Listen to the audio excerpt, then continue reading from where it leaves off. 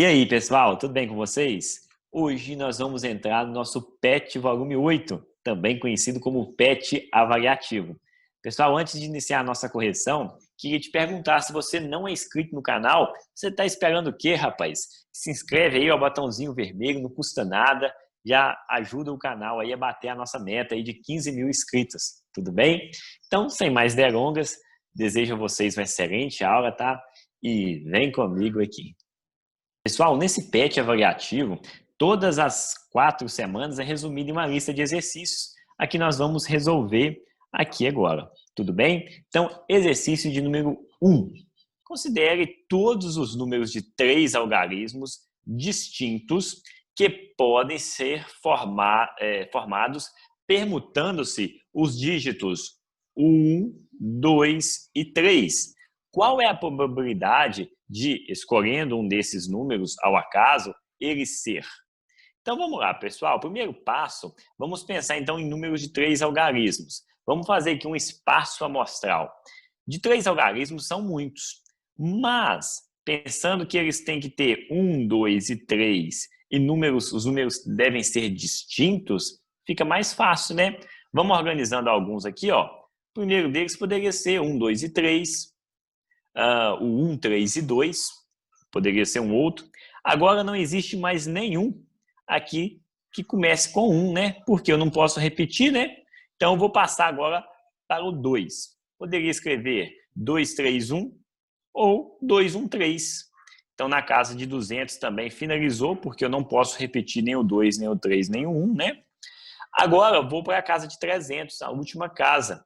Posso escrever 3, 2, 1 ou 3, 1, 2. Então, fechamos aqui o nosso espaço amostral, permutando todos os algarismos solicitados aí.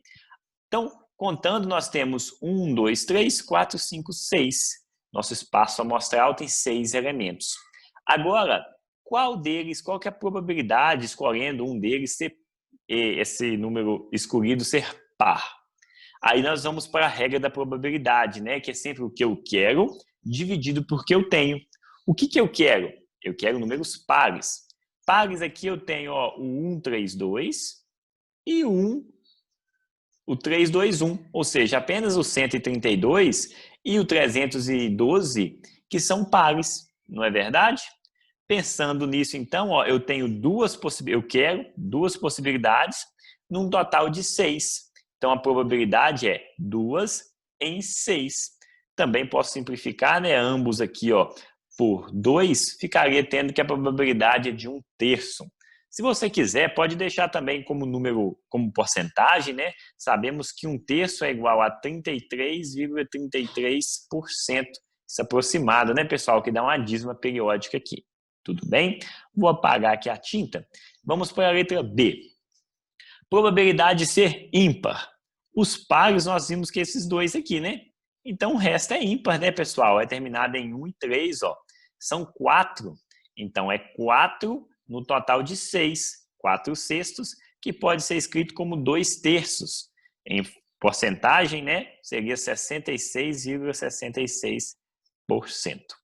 Múltiplos de 3. Agora, pessoal, vamos lembrar. Nós poderíamos testar um por um para ver quais deles são divisíveis por 3, mas tem uma regrinha que diz o seguinte, que para ser múltiplo de 3, a soma de seus algarismos tem que totalizar no múltiplo de 3. Vamos testar aqui, ó. 1 mais 2, 3. 3 mais 3, 6. Se 6 é divisível por 3, 123 também o será. Tudo bem? Agora perceba, todos esses números aqui, ó, se eu somar ambos, será igual a 6. Porque eu não estou permutando 1, 2 e 3. Então, se eu somar aqui, ó, 1 mais 3, 4, mais 2 vai ser 6. Daqui também vai ser 6. Então, se a soma de todos é 6, todos são divisíveis por 3. Não gasta nem eu testar, não é verdade? Então, eu posso dizer que 6 em 6 são múltiplos de 3, ou seja, todos são 100%, né? Falando aí em porcentagens. Agora, pessoal, vamos para a letra D. Maior que 200. Pessoal, maior que 200 nós temos ó, 231, 213, 321 e 312. Então, eu tenho 4 em 6, que simplificando é igual a 2/3. Tudo bem? Então vamos agora para o nosso exercício de número 2. Duas lojas de roupas vendem calças jeans de mesma marca e modelo pelo mesmo preço, se pago à vista. Mas, se parcelado, a primeira cobra 60% de entrada e o restante para 30 dias, com 10% de juros no saldo remanescente. E a segunda loja cobra 40% de entrada e o restante para 30 dias, com 8% de juros no saldo remanescente. Em qual das duas lojas é mais vantajoso para o cliente efetuar suas compras caso ele decida pelo pagamento parcelado? Pessoal, questão muito bacana aí, né? Então vamos ver os exemplos. Primeira loja, ele então vai pagar 60 mais 40, né? Esse 60 à vista de entrada e os outros 40 vai pagar parcelado, com 30 dias. Só que sobe um jurinho aqui em cima desse 40%, né? Ele vai pagar 10% de 40%. Parece um pouquinho a fala da Dilma, né? 10% de 40%, mas assim, não tem nada de novidade nisso aqui. Vou explicar para vocês como que a gente calcula isso, tá bom? Então imagine comigo. De todo jeito, o valor integral da calça ele vai pagar. O que nos interessa, né? Eu somando 60 mais 40. O que nos interessa aqui, é saber quanto que ele vai pagar a mais de juros, né? 10% de 40%. Pessoal, quando a gente tem uma porcentagem de outra assim, como que a gente faz? A gente pega o 10% e multiplica por 40%. Você deve estar se perguntando, meu Deus, mas como que multiplica isso? Muito simples, tá? Transforma para fração, que fica mais fácil, 10% não é 10 sobre 100, ou 10 por 100, 40% é 40 por 100. Então aqui eu posso simplificar as minhas frações, eu fico tendo aqui 1/10 e aqui 4/10. Agora basta multiplicar um pelo outro. 1 vezes 4, 4, 10 vezes 10, 100. Ou seja, 10% vezes 40% é 4 por 100, ou 4%. Ou seja, pessoal, essa pessoa vai pagar aqui a mais de juros na calça, né, por esse parcelamento, 4% a mais. Tudo bem? Se a calça custar R$100, ele vai pagar R$104. Tranquilo? Agora vamos para a segunda loja para ver o que acontece. Aqui, ele vai pagar 40% à vista e os outros 60% parcelado. Vai parcelar aí para pagar com 30 dias. Então, no saldo remanescente aqui, né, no 60%, ele vai cobrar um jurinho, né? O juro é de 8%. Então, eu tenho 8% de 60%. Sempre que eu falo isso, eu lembro da Dilma, mas beleza. Como que calcula isso, professor? Pensa sempre o seguinte, 40 mais 60 é o valor integral da calça, isso ele vai pagar mesmo. O que nos interessa é o que ele vai pagar a mais. Para resolver, como tem um dia que eu multiplico um pelo outro, 8% de vezes 60%. Passando para a fração, é 8 por 100 e 60 por 100. Daria para me simplificar o 8% aqui, mas eu não vou fazer isso, porque depois eu tenho que voltar para porcentagem, né? Então, vou simplificar só aqui, que vai ser mais fácil para me voltar depois, tá? Então, 60 por 100 dividido por 10, ficaria sendo 8% e 6 por 10. Multiplicando, 6 vezes 8, 48. 100 vezes 10, 1.000. Para me transformar isso em porcentagem, eu preciso que a minha base seja 100. Então, o que eu posso fazer aqui? Para a base ser 100, eu vou dividir ambos os termos por 10. 1.000 dividido por 10 é 100. 48 dividido por 10, basta pôr uma vírgulazinha aqui, né? Fica sendo 4,8. Tranquilo? Então, é 4,8% ou 4 por 100, né? Ou 4,8%. Perceba, utilizando esta loja aqui, o cliente vai pagar 0,8% a mais, né? Enquanto aqui ele pagava 4%, aqui 4,08%. Então, é mais vantajoso comprar na primeira loja. Ele pagará 0,8% a menos. Parece pouco, né, pessoal? Mas dá uma diferencinha aí, né? Vamos para o exercício de número 3. Os capitais, capital 1, né, R$2.000 e C2, 1.500, são aplicados a juros simples de 1% ao mês e 18% ao ano, respectivamente, durante T meses. Após esse tempo, a soma dos montantes produzidos pelas duas aplicações é de R$ 3.840. Nesse contexto, pergunta-se qual é o tempo T da aplicação. Questãozinha difícil, né, pessoal? Puxada. Ó, como que a gente pode fazer? Pensa comigo. Não é juros simples? Então, a capitalização é feita por essa regra aqui, ó. É capital vezes taxa vezes tempo. E nós temos aqui, ó, duas situações, o capital 1 e o capital 2. Vamos pensar no capital 1 aqui, ó. O capital 1, ele é de R$ 2.000. Então, ó, o juros 1 é igual a R$ 2.000, que é o capital. A minha taxa, ela é de 1%. Lembrando, né, pessoal, que 1%, vou escrever aqui, ó, 1% é a mesma coisa que 1 por 100, transformando para decimal, 0,01. Não é verdade? Por isso que eu coloquei aqui, ó, 0,01. Se você quiser colocar 1 por 100, não está errado, tá? Vezes T. O T é o tempo que eu estou buscando aqui. Quando eu multiplico 2.000 por 0,01, basta eu pegar e voltar a minha vírgula duas casas. Ou seja, eu tenho 20. 20T, né? 20 vezes T, que eu posso representar por 20T. Tudo bem? Isso aqui, pessoal, ó, é o que representa os juros 1. Não há mais nada o que fazer aqui. Vamos pensar no capital 2. No capital 2, substituindo os valores, eu terei um juros 2. Só que, antes de substituir, um cuidado que nós temos que tomar é o seguinte. Aqui estava ao mês e aqui a taxa está ao ano. É 18% ao ano. Como está ao ano, eu tenho que transformar isso por mês. Se é 18% ao ano, para me transformar por mês, um ano tem 12 meses, né? Eu divido 18 por 12. Dividindo aqui, pessoal, eu tenho então 1,5% ao mês. Lembrando que essa divisão só pode ser feita no juros simples, tá? Se fosse composto, eu não poderia pensar dessa forma, tá?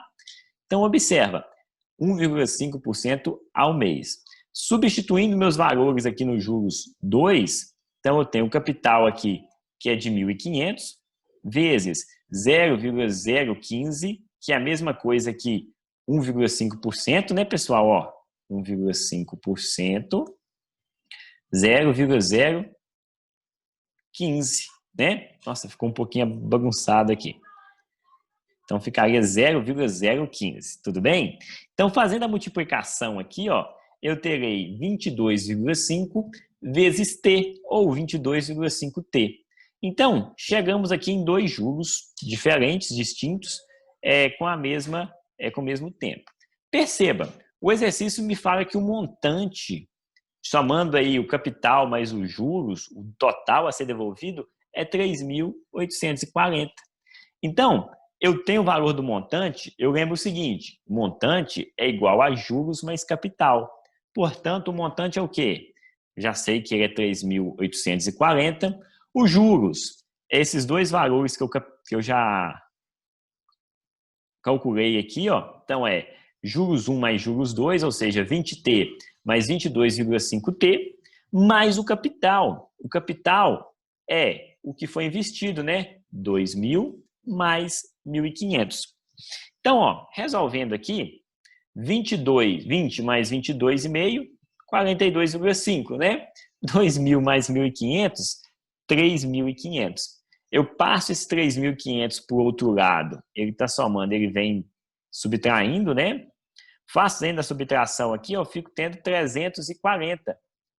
Pego o 42,5 e jogo dividindo para o outro lado. Então, encontro o valor de T, que é igual a 8. 8 meses. Tudo bem, pessoal? Pegaram a jogadinha aí, deu um pouquinho de trabalho, mas nós encontramos, né? A aplicação foi 8 meses que esse dinheiro foi aplicado para render este montante. Letra B.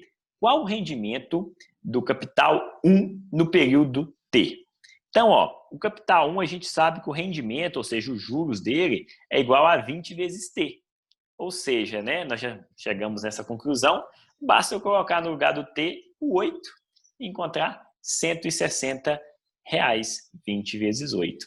Tranquilo? Vamos para o exercício de número 4. Uma pessoa se interessou em adquirir um produto anunciado em uma loja. Negociou com o gerente e conseguiu comprá-lo a uma taxa de juros composto de 1% ao mês. O primeiro pagamento será realizado um mês após a aquisição do produto e no valor de R$ 202. O segundo pagamento será efetuado um mês após o primeiro e será no valor de R$ 204,02. Para concretizar a compra, o gerente emitirá uma nota fiscal com o valor à vista do produto negociado com o cliente, que corresponde ao financiamento aprovado.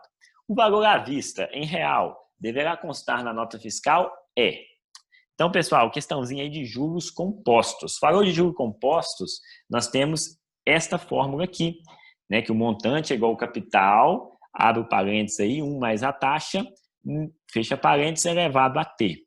O detalhe é que nós podemos usar essa fórmula aqui para calcular parcelas. E, como foi dividido em parcelas, a fórmula é a mesma coisa. Só que no lugar do montante, eu ponho o valor futuro e no lugar do capital, o valor presente. Então, utilizando essa variação dessa fórmula, eu vou calcular o que aconteceu em cada parcela.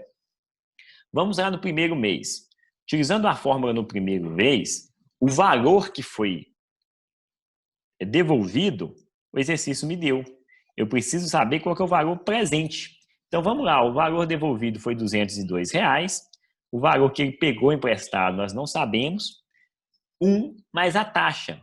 A taxa não é de 1%, então, conforme a gente já viu, né? 1% é a mesma coisa que 1 para 100 ou 0,01, né?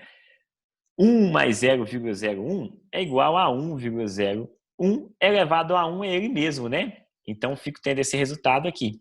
Passo esse valor dividindo para o outro lado, efetuando essa divisão aqui, pessoal, que talvez seja um pouquinho chato, né, para dividir com o número decimal, mas fazendo aqui não teria muito segredo, nós encontraríamos 200. Tudo bem? Então, este primeiro valor devolvido de R$ 202 no primeiro mês, ele equivale o quê? Como se fosse os R$ 200 que ele tivesse pego emprestado. Tudo bem? Agora, já no segundo mês, o que acontece? Ele já paga 204,02, né? Lembre-se sempre que a taxa é a mesma, mas como já é o segundo mês, se passaram quanto tempo? 2 meses, né? Então, no lugar do T, a gente coloca 2. Resolvendo a brincadeira aqui, 1 mais 0,1, fico tendo 1,01 elevado ao quadrado. Então, aqui eu vou ter que fazer, né? 1,01 vezes 1,01. Fazendo a multiplicação, eu encontro 1,0201. Vou passar isso dividindo para o outro lado. Esse sim daria mais trabalho, né? Por causa das casas decimais aí. Mas o valor presente, depois de efetuar a divisão, seria também de R$ 200. Ou seja, né? O que aconteceu? Qual que foi o valor pego emprestado? Pelas parcelas devolvidas, nós sabemos que basta a gente, no primeiro mês, ele devolveu 200 e no segundo 200. Ou seja, o total é de R$ 400 que foi colocado ou pego emprestado aqui. Tudo bem? Exercício de número 5. Durante uma aula de matemática, o professor sugere que aos alunos que seja fixado um sistema de coordenadas cartesianas, x e y, representada na louça a descrição de 5 conjuntos algébricos. 1, 2, 3, 4 e 5. Como segue? Então, está aqui os conjuntos algébricos. Ao final, é nos solicitado o seguinte, a seguir, o professor representa corretamente os 5 conjuntos sobre a mesma malha quadriculada, composta de quadrados, com os lados medindo uma unidade de comprimento cada, obtendo uma figura. Qual dessas figuras foi desenhada pelo professor? Então, pessoal, nós temos aqui 5 elementos, 5 tópicos, e o que está representado nesses tópicos aqui é a imagem aqui embaixo. Tudo bem? Então, vamos analisar o primeiro tópico. É a circunferência de equação x² mais y² igual a 9. Pessoal, esse tipo de equação de circunferência, nós vimos o seguinte, esse númerozinho que fica sobrando aqui, na equação, sempre é o nosso raio ao quadrado, não é verdade? Se é o raio ao quadrado, então raio ao quadrado é igual a 9. O raio é igual a raiz de 9, que é igual a 3. Então, essa circunferência representada aqui, ó, ela tem que possuir raio igual a 3. Pensando nisso, vamos por eliminação. De cara, eu já vou eliminar essas duas aqui, ó. Por quê? Perceba, o raio da minha circunferência está indo até 9, ó. Se você observar bem essa imagem, não está até 3, está até 9. Essa daqui também está até 9. Então, a A e a B já está errada. Agora, a C, a D e a E, todas elas têm raio, ó, igual a 3. Então, até aqui tudo certo. A imagem ficou um pouquinho pequena, pessoal, porque foi retirada do PET, né? E o PET trouxe ela bem pequena para a gente. Mas vamos lá. Vamos pensar agora, vamos por essa número 2. Vamos lá. O quadrado é formado pelos vértices e na 4 o quadrado é formado pelos vértices. Perceba que tanto faz.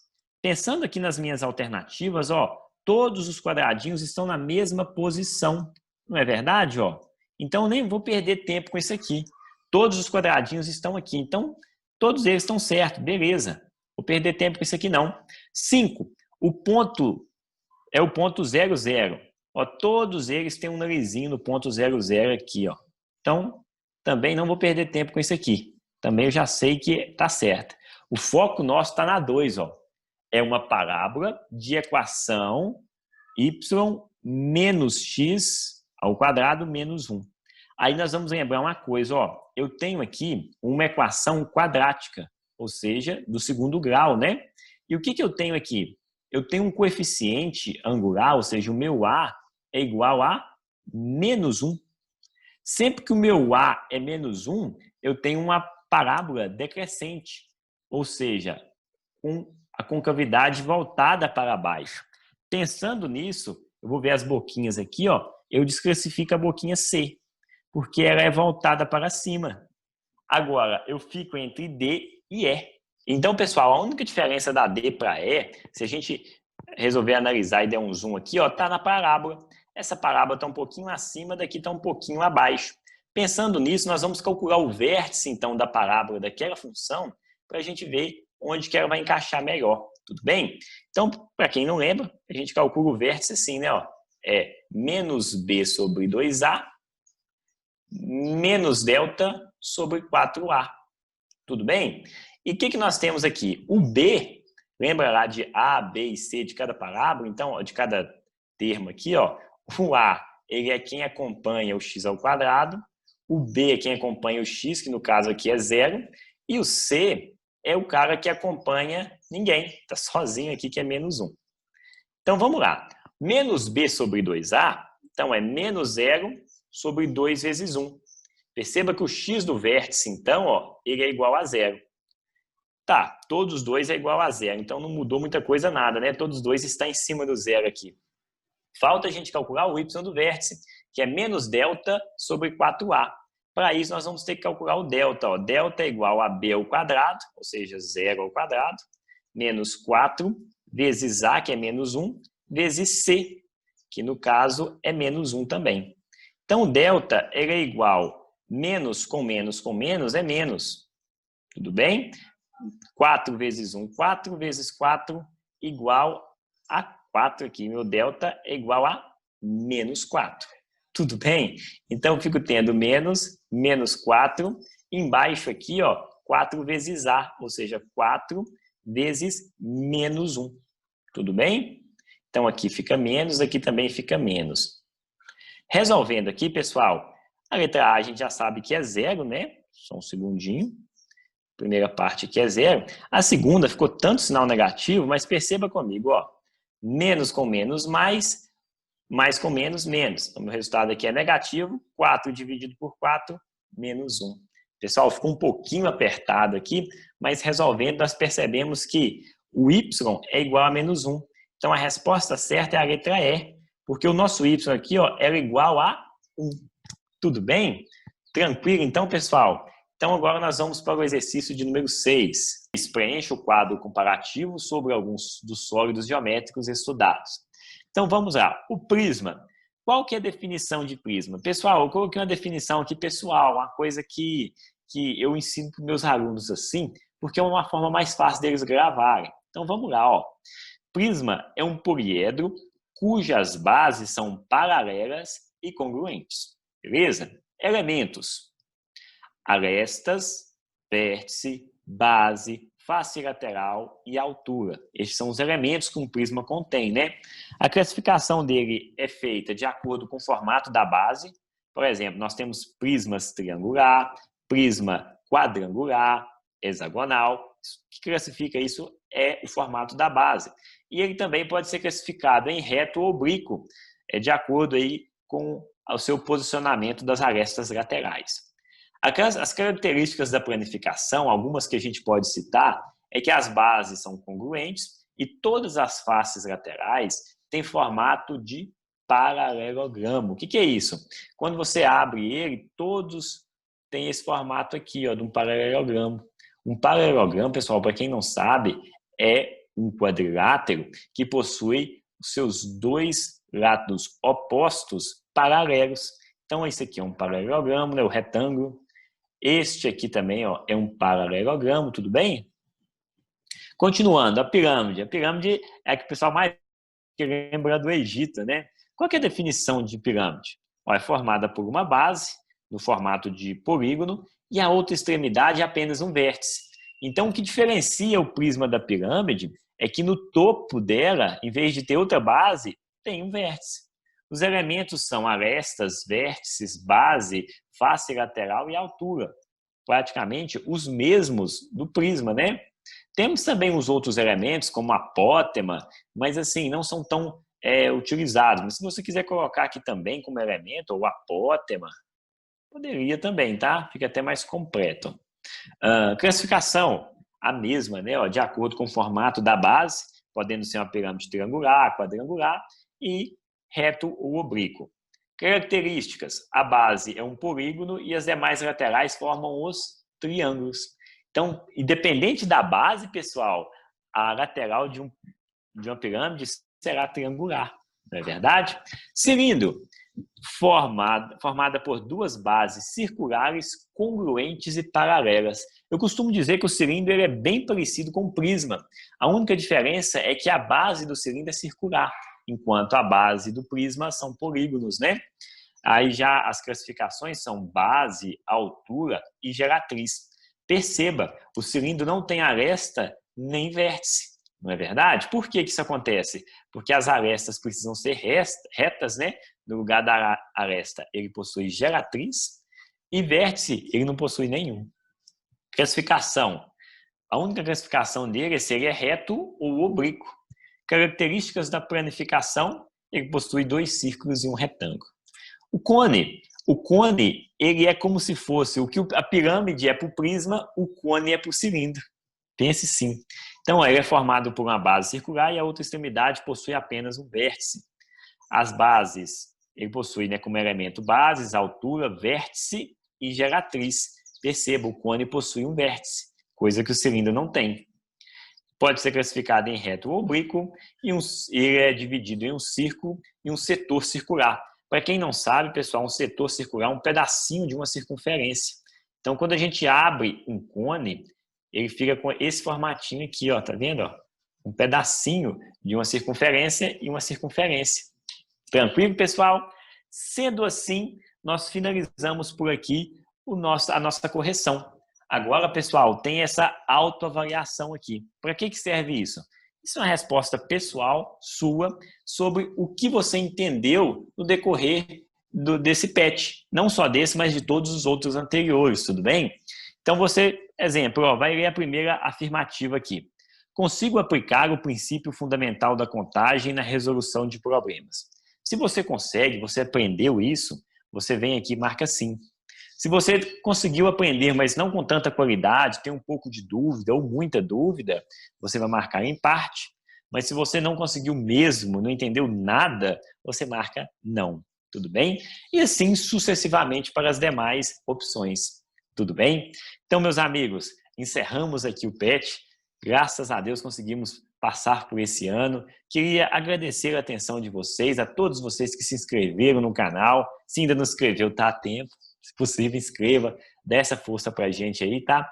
E queria dizer que o canal continua. Se você está preparando para o Enem, nós iremos postar várias aulas voltadas para o Enem. Teremos algumas lives também preparatórias. Conto com a presença de vocês, tá? Continua com a gente aí. Meu muito obrigado. Desejo a vocês um bom final de ano, boas festas. Fiquem com Deus e até mais.